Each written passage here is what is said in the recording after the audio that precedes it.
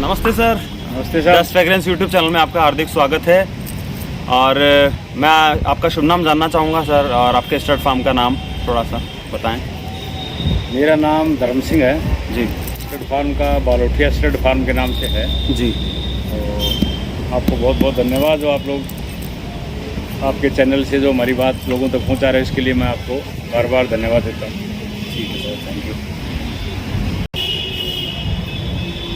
हाँ जी सर।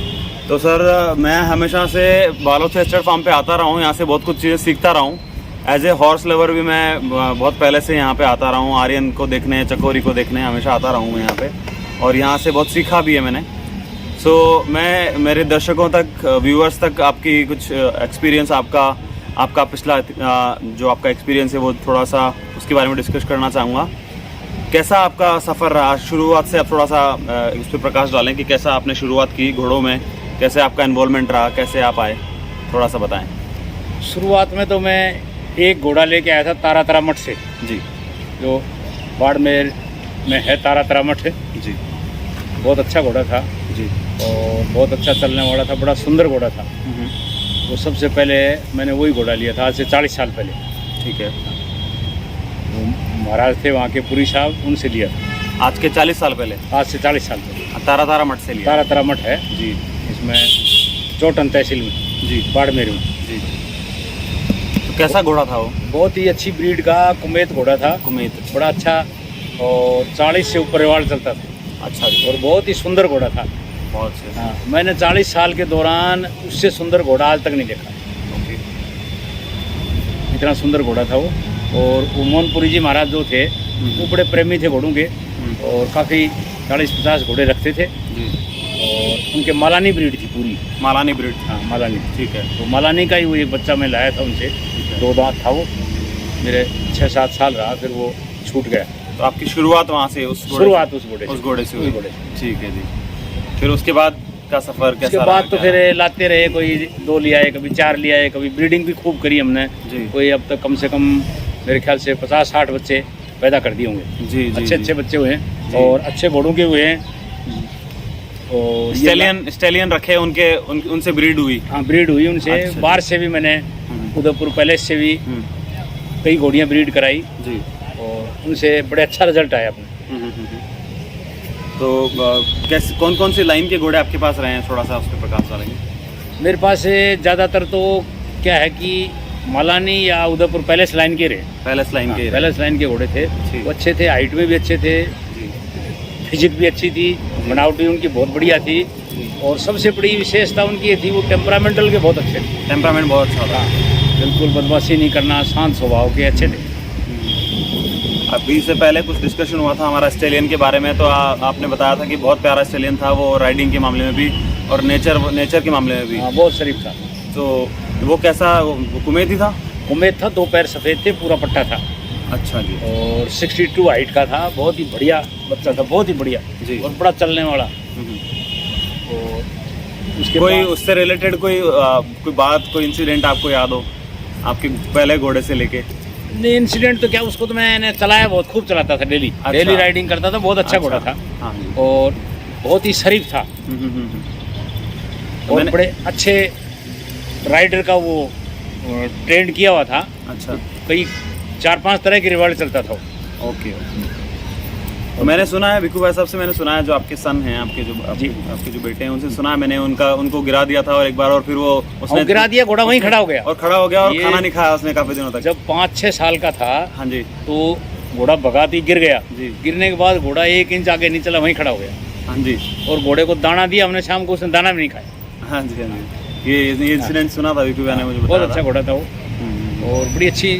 फिर जब विकू भैया जब ठीक हो गए उसके पास गए, तो तब उसने हाथ फेरा उन्होंने, तब उसने खाना दाना बहुत ही अच्छा घोड़ा था वो जी। मतलब इतना समझता था, बहुत ज़्यादा जी। तो जैसे आप तो काफ़ी एक्सपीरियंस हैं मारवाड़ी घोड़ों में, उनके इतिहास में कैसा है, तो सबसे पसंदीदा ब्रीड, आपकी पसंदीदा लाइन कौन सी है, थोड़ा सा उस पर आप बताएं। लाइन तो हमने तो ज़्यादा पैलेस लाइन ही ब्रीड की है। ठीक है। और उसमें बहुत अच्छे बच्चे हुए हैं, बहुत ही बढ़िया सब तरह से। फिजिक भी अच्छी है, बनावट भी सुंदर है, कान भी अच्छे हैं, ठीक है। चेस्ट है, पुट्ठा है, सारी चीज़ें अच्छी है। और टेम्परामेंटल के बहुत अच्छे हैं, सबसे बड़ी विशेषता ये है इन घोड़ों की। टेम्परामेंट बहुत अच्छा हाँ, है। इनका टेम्परामेंट इतना है, शांत स्वभाव के, जी। और बहुत मजबूत ब्रीड है। कुल मिला के मालिक को लात मारना और ना कुछ नहीं, काटना लात पीटना मारना वो सब नहीं है। बिल्कुल बिल्कुल नहीं है। स्वामी भक्त घोड़े होते हैं स्वामी भक्त ने लात मारना जानते ही नहीं। और स्ट्रक्चर वाइज बहुत अच्छे होते हाँ, हमारे हम क्या गायें भी रखते हैं, हैं। तो गायों की बछड़ी वगैरह घोड़ों के पास चली जाए तो वो कुछ नहीं करता उसको। जी जी जी। दूसरे घोड़े आए, मेरे एक बार बॉम्बे से कोई मिलने वाले ने घोड़े एक दिन के स्टे किया था, तो एक बछड़ी को लात मार के मार दी। जी क्योंकि हमारे घोड़ों के साथ में बछड़ियाँ घूमती रहती हैं, कोई कुछ नहीं करता। जी जी। तो वही है उसमें, वो आप बचपन से उसको आपने कैसा तैयार किया है, उसको किस तरह से आप ट्रेंड करते हैं, उन सब चीज़ों का भी फर्क पड़ता है। और लाइन का, ब्लड लाइन का भी फर्क पड़ता है। ब्लड लाइन का है। दूसरी बात, आप हैंडल कैसे कर रहे हो घोड़े, मेन चीज़ ये है। अब हम छोटे बच्चे को ही ला के उसके हाथ पैर रगड़ना, उस पर हाथ फेरना, जी। उसको गुड़ उड़ खिलाना, पास रखना, तो उससे क्या है, वो फिर आदमी की से प्रेम करने लग जाता है। उसमें ये नहीं रहती, डरता नहीं वो। जी बिल्कुल। ह्यूमन टच से थोड़ा सा हाँ, बस फैमिलियर हो जाता है। हाँ, लात उठ मारना, ये शुरू से उसके पैर वैर उठा के आप इधर उधर करो तो हो जाएगा। अब उसके हाथ ही नहीं लगाओ तो वो तरह का जंगली हो जाता है। जंगली हो जाता है। बाद में जो बड़ा होता है तो काबू में नहीं आता। परफेक्ट। छोटा बच्चा तो काबू में आ जाता है। तो शुरू से ही उसको हैंडल करना चाहिए। जबकि वो लगभग 2-2.5 महीने का हो ना, जब से आप उसको ट्रेनिंग देना शुरू करो, जी बिल्कुल, तो वो ठीक रहेंगे। ओके। तो कोई पुरानी ब्लड लाइन जो अब नहीं रही हो और आपकी बहुत पसंदीदा हो, अब जो अब नहीं दिखती हो, ज़्यादा घोड़े नहीं रहे हो उस ब्लड लाइन? ज़्यादा तो सबसे अच्छी ब्रीड तो देखो पुरानी हम भी पसंद करते हैं, लोग भी पसंद करते हैं, फूलमाली है। अच्छा जी। फूलमाल लाइन बहुत पुरानी लाइन है और अब शायद उसके बहुत रेयर घोड़े बचे। रेयर कोई 2-4 घोड़े बचे होंगे। प्योरिटी में तो कोई है ही नहीं, मुश्किल से कोई 2-4 होंगे। जी जी। बाकी वैसे इस लोगों ने घने फूलमाल बना रखे हैं, जी। लेकिन रियल में नहीं है। तो सर मैंने आपसे बहुत ज़्यादा डिस्कशन किया है, बहुत सीखा भी है आपसे। मैंने जब बैठता हूँ आपके पास बहुत कुछ सीखता हूँ मैं आपसे। तो थोड़ा सा प्योरिटी के बारे में आप बहुत बात करते हैं, तो प्योरिटी के बारे में क्या बताना चाहेंगे? आजकल प्योरिटी क्या हम खोते जा रहे हैं या प्योरिटी बची हुई है, इस बारे में थोड़ा सा आप बात करें। प्योरिटी में तो सब एक सबसे बड़ी जो प्रॉब्लम आ रही है ना सबके सामने ही। जी। अब ये घोड़ों का शौक कम रह गया, व्यापार ज़्यादा हो गया। जी। तो व्यापार में क्या है, आदमी हमेशा कॉमर्शियल व्यू में सोचता है जी। कि भाई फ़ायदा कैसे हो। तो कुछ तो ज़्यादा हाइट का चक्कर चल गया जी। कि लोगों में भाई हाइट बहुत ज़्यादा होनी चाहिए, हाइट बहुत ज़्यादा हाइट के चक्कर में हमने प्योरिटी को भी थोड़ा सा नुकसान पहुंचाया। और घोड़े देखो सबके अच्छे हैं, वो ये कहे मेरा अच्छा है मेरा अच्छा, मैं सबके अच्छे मानता हूँ, सबके घोड़े बहुत बढ़िया हैं। जी। बस उसमें थोड़ा बहुत सुधार, मुझे भी मेरे घोड़े में सुधार करने की आवश्यकता है, आपको भी अपने में, दूसरे को भी अपने में। जी। उसमें जितना आप सुधार करोगे उतनी ब्रीड बढ़ती जाएगी। जी। लेकिन ज़्यादा हमें इस चक्कर में नहीं रहना चाहिए, भाई 65 हो 68 हो, जी। तो उससे कोई मतलब नहीं। इस कंपटीशन में शायद हम प्योरिटी से पीछे हटते जा रहे हैं। प्योरिटी को बड़ा नुकसान किया हमने। नुकसान किया है। अब प्योरिटी खत्म हुई है। जितने भी शो वगैरह हो रहे हैं उनमें भी एक ही चीज़ पे फोकस है उनका कि हाइट होनी जी। चाहिए, हाइट होनी चाहिए। जी। तो उस हाइट के चक्कर में उसके जो फीचर्स हैं ना, फीचर से बाकी सारे फीचर्स जो हैं वो दब जाते उनके हैं, पीछे हो गए, वो दब जाते हैं। हाइट आगे हो गई। हाइट आगे हो गई है। प्लस हाइट के चक्कर में 2.5-3 इंच हील बढ़ा देते हैं घोड़ों की, जी जो उसको चलने में प्रॉब्लम होती है। बिल्कुल। वो इसलिए बढ़ा देते हैं, वो अगर नॉर्मल वे में हील कर दें तो हाइट कम हो जाएगी। हाइट कम तो हो हाइट बढ़ाने के चक्कर में आप देखो, मैंने कई जगह देखा है 3-3 इंच हील है, जी। जो बहुत घोड़े को भी चलने में नुकसान। अब आदमी भी हाई हील की जूते पहन के चले तो परेशानी होती है। रेगुलर पहन के रखेगा तो दिक्कत होगी। ऐसे ही पशु को भी होती है। बिल्कुल।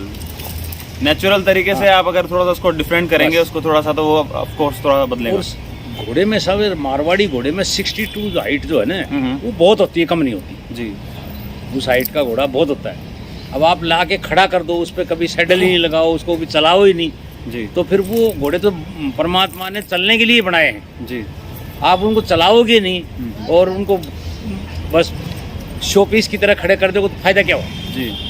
थोड़ा तो चलना चाहिए रेगुलर। जी। आपने तो बहुत पुराना समय भी देखा है, और घोड़ों का उस समय, आज के 40 साल पहले जब आपने घोड़ा लिया था, उस समय किस तरह का मारवाड़ी घोड़ों में चलन था, और अब उसमें क्या डिफरेंस आया? थोड़ा सा मतलब क्या उस टाइम सब घोड़ा खरीदने वाला घोड़े की फिजिक देखता था, जी। कि बनावट सुंदरता कैसी है, जी। वो उसकी हाइट नहीं देखता था। 69 के 60 के घोड़े इतने बढ़िया बढ़िया आते थे, सुंदर। 59 के, हाँ 59 के, सॉरी। हाँ जी। 59 के 60 के घोड़े इतने सुंदर आते थे देखने लायक, और लोग उनको बड़ा पसंद करते थे जी यार, बहुत अच्छा घोड़ा है जी। अब 59 और 60 वाले तो आउट ऑफ ट्रैक हो गए बेचारे। आउट ऑफ ट्रैक हो गए, हाँ। डेड स्टॉक में चले हाँ, गए, उनको कोई नहीं पूछता, रिजेक्टेड हो गए हैं। हाँ, अब जिससे भी बात करो पहले आपसे, आप घोड़ा बेचना चाहते हो, हाँ कौन जी। आएगा, हाँ, वो सबसे पहले आपसे पूछेगा साहब उसकी हाइट क्या है। शुरुआती वहीं से हाँ, होगी। वो ये नहीं कहता भाई बनावट कैसी है, हाँ। सुंदरता कैसी है, किस लाइन का है, रिजल्ट क्या है, हाँ रिजल्ट क्या है ना। टेम्परामेंट कैसा है। बस, सिर्फ वो एक हाइट पूछता है आपसे। बिल्कुल बिल्कुल बिल्कुल सही है। कहीं ना कहीं ये इस चीज़ की वजह से प्योरिटी का बहुत नुकसान हो रहा प्योरिटी है, को नुकसान हुआ इससे। प्योरिटी का नुकसान हुआ है बहुत ज़्यादा। और अभी कितने अपने पास अश्व हैं, कितने अभी? अभी मेरे पास तो 10 थे, अभी 6 रह गए, अभी 4 अभी भेज दिए 2-4 दिन में, अच्छा अच्छा अच्छा अच्छा, अभी 6 हैं। अच्छा अच्छा। तो आपका मेन सिटी में है, बिल्कुल अजमेर रोड की, जी। अजमेर रोड के ऊपर मेन सिटी में है। कैसे आप इसको मैनेज कर पाते हैं कि अब मैंने तो इसलिए रख रखे हैं, ये घर नज़दीक पड़ता है जी। तो हम खुद भी आगे देख रेख कर लेते हैं, हाँ। और दिन में एक बार संभाल लेते हैं। थोड़ा दूर हो तो जाने में भी दिक्कत रहती है। जी अब हमें भी मजबूरी में क्या है, इनको शिफ्ट करना पड़ेगा, क्यों यहाँ कुछ बनाएंगे जी तो अब इनको मैंने 2 महीने हमारे एक फार्म है छोटा सा यहाँ से 15-16 किलोमीटर दूर, जी। तो वहाँ शिफ्ट करने की सोच रहे हैं, शायद 2-3 महीने में शिफ्ट कर देंगे। ओके जी।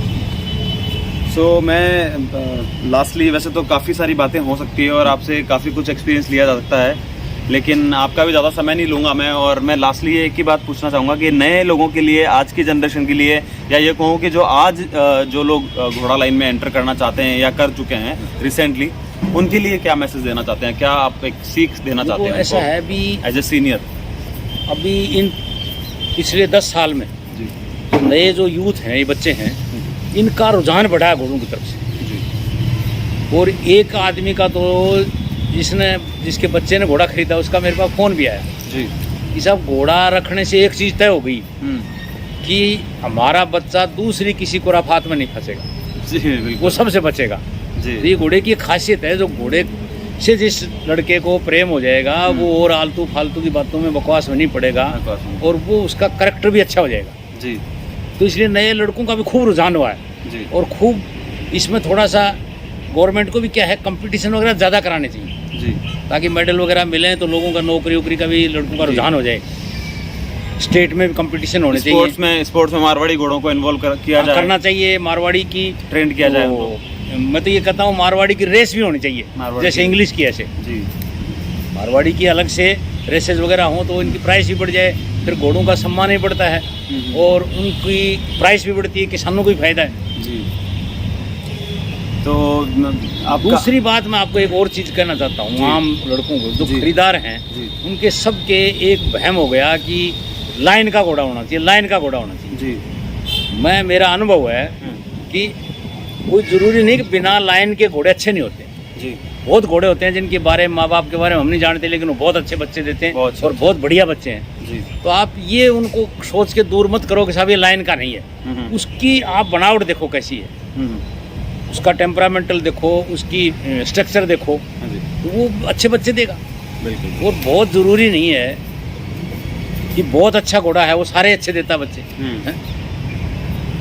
हाँ बिल्कुल करेक्ट बात है। ये कोई जरूरी हर नहीं एक अच्छा दिखने वाला घोड़ा प्रोड्यूस भी अच्छा करे, ये जरूरी नहीं। ये जरूरी नहीं। ये जरूरी अब नहीं। आप देखो महाराणा प्रताप का बेटा महाराणा प्रताप थोड़ी बना, महाराणा प्रताप नहीं हो सकता, सही महाराणा बात। प्रताप तो महाराणा प्रताप ही थे। सही बात है। तो ये जरूरी नहीं है कि कोई सारे ही बच्चे उसके अच्छे हैं। जी और बहुत ऐसे बच्चे हैं जो अननोन हैं, जिनकी लाइन का पता नहीं जी। है, वो बहुत बच्चे अच्छे देते हैं और बहुत बढ़िया घोड़े हैं, सुंदर भी बहुत हैं। ऐसे ही घोड़ियों के लिए भी है, ऐसी घोड़ियों के लिए है, घोड़ियों के लिए भी घोड़ियाँ है। कोई बहुत अच्छी घोड़ी बहुत है, सुंदर घोड़ियाँ हाँ। होती है बिना लाइन की, उनकी लाइन का आता पता नहीं है, आता- लेकिन बहुत अच्छे बच्चे प्रोड्यूस बहुत अच्छे करती बच्चे है। देती है। जी तो इसलिए टेम्परामेंट भी अच्छा होता है उनका बहुत। घोड़ों को ये कह के दूर मत करो कि साहब ये लाइन का नहीं है, लाइन वो का भी नहीं। अच्छा जी। है। अगर उसमें गुण हैं और उसकी बनावट अच्छी है तो लाइन वाले घोड़े से क्रॉस करवा के उससे बहुत अच्छी ब्रीडिंग की जा सकती है। जी इसलिए ज़्यादा ये नहीं लाइन अकेली लाइन के पीछे मत पड़ो। जी घोड़े अच्छे छांटो आप, सेलेक्टेड घोड़े। गाँव में बहुत किसानों के पास बहुत अच्छे घोड़े, बहुत अच्छी घोड़ियाँ हैं। जी उनको बेचारों को क्या है कि घोड़े अच्छे नहीं मिलते क्रॉसिंग के लिए, इसलिए वो घोड़ियाँ थोड़ी पिछड़ जाती हैं। जी अगर अच्छे घोड़ों से उनको क्रॉस कराई जाए तो बहुत अच्छे बच्चे देंगे। और मेरी तो यही मानना है भाई नए लड़के ज़्यादा से ज़्यादा इस फील्ड में आए, जी हाँ, बिल्कुल। ताकि घोड़ों का भी भला हो और वो जो घोड़े रखने वाले हैं, बिल्कुल बिल्कुल। घोड़े में मेरा साहब अनुभव है, कितना ही परेशान हो आदमी, आप सैडल लगा के घोड़े पे बैठ के 2-3 किलोमीटर जाओगे ना, तो आपको ऐसा लगेगा टेंशन फ्री हो गया, जैसे समुद्र में गोता लगा रखा है। सारा टेंशन दूर हो जाए, स्ट्रेस फ्री एकदम। बिल्कुल, ये मेरा खुद का अनुभव है। बिल्कुल परफेक्ट बात है सर। तो इसलिए नए लड़कों को आना चाहिए इसमें। अच्छा सर, मैं एक चीज़ और पूछना चाहूँगा कि जैसे नए लोग जो घोड़ा लेना चाहते हैं लेकिन वो समझ नहीं पाते हैं कि किस तरह का लेना चाहिए, तो थोड़ा सा बताएं कि मारवाड़ी घोड़े में क्या फीचर्स देखने चाहिए एक आदमी को। जो एक्सपीरियंस है वो तो ठीक है, जानते हैं, लेकिन जो नए लोग हैं उन लोगों को क्या देखना चाहिए कि मारवाड़ी घोड़े में क्या फीचर्स देखे जाएं ऐसे जो कि लेने लायक। जैसे छाती है, पुट्ठा है उसका सुम है, उसकी गर्दन है। पुट्ठा कैसा होना चाहिए, छाती कैसी होनी चाहिए? गोल्ड सेव जैसा। अच्छा जी। और बड़ा होना चाहिए जी। सुम थोड़े बड़े होने चाहिए जी। और चेस्ट चौड़ा होना चाहिए जी। गर्दन लंबी हो, पतली हो और कर्व वाली हो। अच्छा, सीधी ऊंट की तरह से नहीं हो, लंबी पतली और कर्व होना चाहिए, वाली मोड़ होना चाहिए उसमें। कान छोटे और मिलने वाले होने चाहिए, सुंदर हो जी। आंखें कैसी होनी चाहिए? आंखें बड़ी हो और थोड़ी सी उनमें चमक हो, आंखों में टिक्कापन नहीं हो घोड़े में। जैसे मैंने ज़्यादातर मुझे पता नहीं है, बट मैं आपसे पूछना चाह रहा हूँ कि गोल आंखें और बादामी शेप में, जो बादाम की शेप में जो आंखें होती है, आलमंड शेप जिसको बोलते हैं, तो उसमें क्या डिफरेंस है दोनों में, गोल आंखों में और बादाम की शेप में जो आंखें होती है? बादाम की शेप वाली आंख इतनी बड़ी नहीं होगी घोड़े की जी। और गोल आंखें होती है ना, वो बड़ी होती हैं। जैसे मालानी में आप कभी भी देखना, मालानी की आंखें हर घोड़े से बड़ी हैं जी। तो उनका क्या है कि खड़े होने का रुतबा ही अलग है जी। मुझे सर थोड़ा सा क्लियर करें आपकी, मैं जहाँ तक समझता हूँ कि काठियावाड़ी में गोल आंखें होती है और मारवाड़ी में आलमंड शेप होती है, ऐसा कुछ है? हाँ, काठियावाड़ी जो है ना, है तो ये भी मिक्स ब्रीड ही जी, लेकिन काठियावाड़ी की थोड़ी सी आंख बाहर की तरफ होती है निकली जी। उसका जो माथा है वो चौड़ा होता है जी। मारवाड़ी का इतना नहीं होता। ओके। और उसका दिमाग छोटा होता है काठियावाड़ी का। ओके। कान थोड़े ज़्यादा सुंदर होते हैं हाँ जी। मारवाड़ी के। टेम्परामेंट टेम्परामेंटल थोड़ा सा हॉट होता है। हॉट ब्लड है। मारवाड़ी में वेरी करता है, पर मतलब बहुत सारे घोड़े ठंडे होते हैं, ठंडे नहीं, बहुत सारे गर्म होते हैं, ज़्यादातर काठियावाड़ी का टेम्परामेंटल गर्म ही होगा, गर्म ही रहेगा। मारवाड़ी में कुछ घोड़ों का गर्म होता है, बाकी ज़्यादातर ठंडे होते हैं। बस ये कुछ चीज़ें मैं आपसे शेयर करना चाह रहा था, कुछ जानना चाह रहा था, ताकि नए लोगों तक भी ये बातें अगर जाती हैं तो उनको पता लगता है इस बारे में। काफ़ी लोग अब आज की डेट में काफ़ी लोग अवेयर हो चुके हैं, यूथ भी काफ़ी अवेयर हो चुका है, नए लोग भी काफ़ी अवेयर हो चुके हैं, लेकिन फिर भी हम यूट्यूबर्स का ये कर्तव्य है कि हम अच्छी बातें और अनुभवशील लोगों से कुछ बातें उनको लोगों तक पहुंचाई जाए। सो आपका 40 साल का अनुभव जो है, मैं आशा करता हूं कि ज़रूर मेरे व्यूवर्स को काम में आएगा, उनको कुछ सिखा के जाएगा। तो थोड़ा सा सर एक चीज़ और पूछना चाहूँगा मैं कि जैसे एक प्रेग्नेंट घोड़ी को कैसे संभाला जाए शुरू से लेके एंड तक? प्रेग्नेंट घोड़ी की क्या सब मेन तो है डाइट उसकी जी। उसकी डाइट अच्छी होगी, बच्चा हेल्दी होगा जी। और उसको थोड़ी डाइट ज़्यादा भी देनी चाहिए क्योंकि वो बच्चे को ही पालती है, तो उसको कैल्शियम वगैरह है, मिनरल मिक्सचर है, थोड़ा दाना बढ़ा के देना चाहिए। दूसरी बात, घी वगैरह तेल वगैरह भी थोड़ा उसको दे दें तो और अच्छा रहता है, ताकि बच्चा साइज में बड़ा होगा और हेल्दी भी होगा। तो ये तो रहा कि क्या देना चाहिए और क्या नहीं देना चाहिए, किन चीज़ों से बचना चाहिए सर? कुछ ज़्यादा देखो, एक तो इंजेक्शन वगैरह ज़्यादा नहीं देने चाहिए जी प्रेग्नेंट घोड़ी के। एलोपैथी से बचना चाहिए। एलोपैथी से बचना चाहिए घोड़ी को जितने हो सके, मजबूरी में तो देना ही पड़ता है देसी इलाज के। हाँ, लेकिन बात ज़्यादातर उसको थोड़ा सा दूर ही रखना चाहिए। दूसरी, गर्म चीज़ों से अवॉइड करना। प्रेग्नेंट घोड़ी को कम से कम 1-8 किलोमीटर डेली घुमाना चाहिए जी। उससे वो बच्चा भी हेल्दी होगा और घोड़ी की सेहत भी ठीक रहेगी। सेहत ठीक रहेगी। और मेन चीज़ है डाइट। प्रेग्नेंट को उसी हिसाब की जो प्रोटीन वाली डाइट मिलेगी ना, तो वो मेंटेन कर लेगी अपनी बॉडी को भी, बच्चे को भी ग्रोथ करेगी जी। और नए लोग कॉलिक को कैसे पहचाने कि हमारा घोड़ा कॉलिक होने वाला है या हो सकता है या हो गया है, कैसे पहचाने कि वो कॉलिक हो गया है? कॉलिक में क्या है, सब घोड़ा बार बार बैठेगा, उठेगा, लौटेगा, आगे पैर आगे करके ऐसे शरीर को खींचेगा जी, तो वो तो पता लग जाता है उसका दूर से ही। अच्छा, मतलब वो इजी नहीं रहेगा? इजी नहीं रहेगा वो, जैसे मतलब थोड़ा सा या लौटेगा या बार बार लौटेगा। कुछ घोड़े पेट सूंघने लग जाते हैं बार बार, अपना बार बार बैठेगा, उठेगा, लंबा होगा, मुंह ऐसे साइड में करके पेट को सूंघेगा जी। और कॉलिक का भी क्या है, मेन चीज़ डाइट पर ही है। बिल्कुल, अगर डाइट का ध्यान रखा जाए तो इसके चांसेस कम है होने के। जी जी। और डाइट उल्टी सीधी हो तो कॉलिक का होने का खतरा ज़्यादा रहता है। जी। अभी जैसे अभी कुछ दिनों पहले मैं आपसे डिस्कशन कर रहा था, तो आप कह रहे थे कि कॉलिक होने के बाद इलाज करने से अच्छा है कि कॉलिक होने ही ना दिया होने जाए। नहीं, हाँ, उसको होने उसका ना बस दिया जाए। पहले आप सावधानी बरतो, सावधानियां बाकी उसकी हो ही रखनी नहीं। उसको। चारा साफ होना चाहिए, चारा मिट्टी नहीं होनी चाहिए, पानी में कचरा नहीं होना बिल्कुल, चाहिए। बिल्कुल। आपने बताया जैसे कैल्शियम कि वगैरह दो उसको, कैल्शियम वगैरह देना और चाहिए। कुछ जैसे हाजमे की है दवाइयाँ हैं, हाँ। ये जो से माला दाना- बत्ती सा वगैरह, ये दाना थोड़ा मिर्ची थोड़ा वगैरह। दाना हम देते रहो जी। तो नहीं होगा उसके। बिल्कुल। सो बहुत बहुत धन्यवाद आपका अमूल्य समय देने के लिए। काफ़ी दिनों से मैं प्रयास कर रहा हूँ, लेकिन आपको शायद समय नहीं मिल पा रहा था। और आज वो थोड़ी भगादौड़ी में रहे। चलो So- देर सवेर हो गया अपना, बहुत जी, बहुत जी, धन्यवाद जी, आपको सब। बिल्कुल। और मैं बहुत बहुत धन्यवाद अदा करूंगा आपको कि नए लोगों के लिए और मेरे व्यूवर्स के लिए आपने कुछ अच्छी बातें, अपने एक्सपीरियंस शेयर किए। धन्यवाद सर, thank you so much, good night. ला भाई चाय लिया फटाफट डॉक्टर साहब।